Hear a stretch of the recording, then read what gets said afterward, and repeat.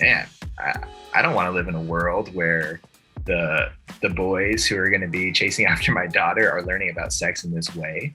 That doesn't feel safe to me. And I think that's ultimately what it comes down to is safety. And I think you said it's an easier route. I think it also feels temporarily like a safer route for boys to explore their sexuality and explore their dominance in the dark masculine, as you described it, alone in their bedroom. Without rejection. Exactly. No risk. There's no risk to it. Or there's minimal risk. And I guess the risk is that somebody will see you in your darkness if they bust in through the door like your mom or something, catching you. Yeah. But really, like, being able to explore your darkness in isolation with solitude and pulling this all together and kind of circling back up to 30,000 feet, that's exactly what the medicine is in the work that I do is, well, no, let's open all the doors. In fact, let's burn down the house, and from that fire, let's stand around it and show each other show ourselves to each other. And I think in the sexual motif is no different from that, right? There's so much healing that's happened from men being able to talk to other men. One thing, I don't know if you know this, but men don't often talk about having sex to each other.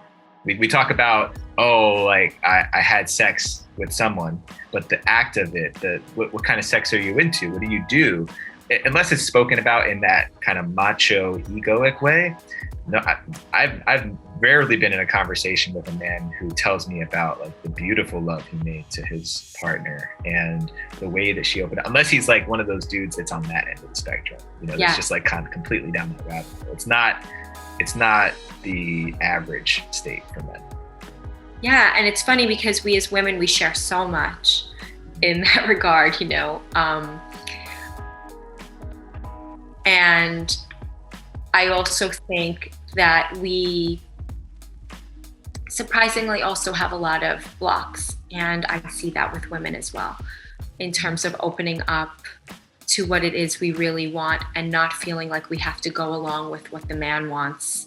And I think that's also a really dangerous narrative that a lot of young women get, is like that their pleasure doesn't matter, or that they don't need to share what they like or know what they like. They just need to be a blow-up doll who looks pretty and has all the right parts and can take whatever he wants to do as though she's an object, and then also not feel bad about it the next day or be weird. And so dangerous. It's just, and I have 5 nephews, and and they're getting to that age, and I'm like, okay, one of them, I'm like, I saw like he was on my Netflix and like what he was looking at, and I'm like, okay, like he's curious about stuff, and we may need to have a talk. And I think, the sooner that we can talk to our kids, we first have to get comfortable with the conversation, but then, as soon as we can have really healthy, open conversations with our kids, the better.